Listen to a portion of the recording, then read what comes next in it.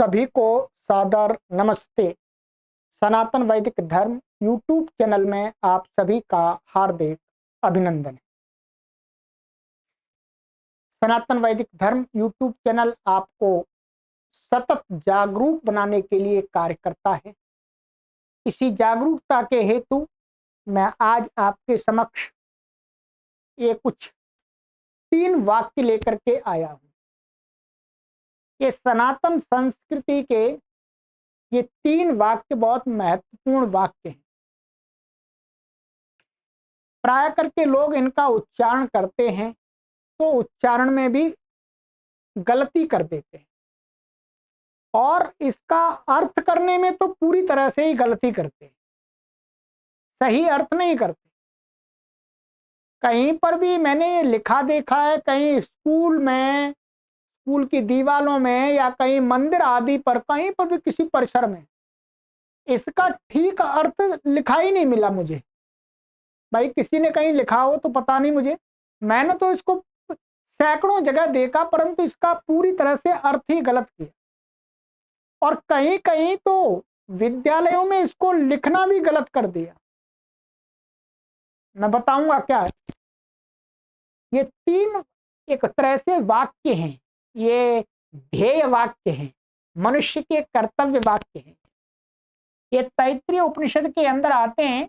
वहां पर एक प्रसंग आया है कि जब एक विद्यार्थी, एक ब्रह्मचारी अपनी शिक्षा को पूरी कर लेता है तो आचार्य उसको उपदेश करता है। तो उस उपदेश में अनेक शिक्षाओं के लिए वाक्य देता है, वो बोलता है। उसी उपदेश रूपी शिक्षा में ये वाक्य दिए हैं 3 जो हमारे लिए बहुत अच्छे हैं।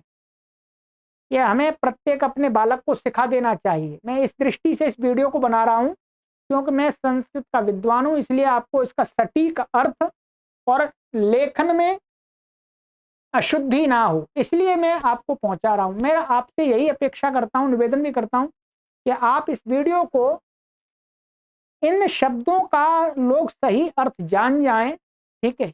इस भाव को मन में रख करके शेयर अधिक से अधिक करें, ठीक है। मेरा लाभ और मेरी हानि ना देखें, अपना लाभ अपना हानि ना देखें, पर ये देखें कि जो ये संस्कृत के वाक्य, जो हमारी सनातन संस्कृति के एक ध्येय वाक्य हैं, कर्तव्य वाक्य हैं, उनको हम सही समझें, सही लिखें, सही पढ़ें, सही बोलें, ठीक। एक है ये मातृदेवो भव, ठीक है। पितृदेवो भव, अतिथि देवो भव। ये इस प्रकार से अनेक जगह मैंने देखा, लोगों ने क्या कर दिया, यहां पर ऐसा लगा दिया, ऐसा विसर्ग लगा दिया, ये ऐसा कर दिया है, मातृदेवो भवः, पितृदेवो भवः, अतिथि देवो भवः। क्योंकि उनको संस्कृत का इतना ज्ञान नहीं है तो उन्होंने सोचा बिंदी लगंतम संस्कृत वदंतम, पीछे बिंदी लगा दो, ऊपर बिंदी लगा दो, तो बिंदी लगा देते। ये गलत है। ये क्या है, गलत है, ऐसा नहीं है, ये विसर्ग नहीं है इसमें, इसमें पीछे नहीं, ये क्रियापद है, ध्यान रखेंगे। ये क्या है, क्रियापद है। इसका अर्थ है हो, बनो। आचार्य अपने शिष्य से कह रहा है। लोग इसका अर्थ क्या करते हैं, मातृदेवो भव, अर्थात माता देवता हो। क्या ऐसे ही करते हैं, मातृदेवो भव अर्थात माता देवता हो, मान माता देवता है। पितृदेवो भव, पिता देवता है। अतिथि देवो भव, अतिथि देवता। ये अर्थ बिल्कुल गलत है, ऐसा नहीं है इसका अर्थ। इसका अर्थ अब समझिए क्या है। एक आचार्य अपने शिष्य को कहता है कि अब तुम मेरे विद्यालय से, गुरुकुल से पढ़ करके समाज में जा रहे हो, घर पर जा रहे हो, तो तुमको बनना है। क्या बनना है तुमको, तुमको बनना है क्या, मातृदेवो भव। हे शिष्य, तुझको कैसा बनना है, माता को देवता मानने वाला तुझे बनना है। ये मातृदेवो शब्द अर्थात हे ब्रह्मचारी, तू कैसा हो, तू अपनी माता को देवता मानने वाला हो। माता देवता वो तो ठीक है अर्थ, पर ये अर्थ इसका नहीं है। मातृदेवो भव का अर्थ है हे ब्रह्मचारी तुम अपनी माता को देवता मानने वाले बनो,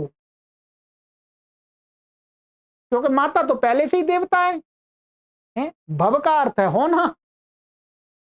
ऐसे पितृदेवो भव, हे ब्रह्मचारी तुम पिता को देवता मानने वाले हो, माने बनो। अतिथि देवो भव, हे ब्रह्मचारी तुम अतिथि को देवता मानने वाले बनो। अर्थात आप की दृष्टि में अतिथि क्या होना चाहिए? देवता। वस्तुतः इसका ये अर्थ है।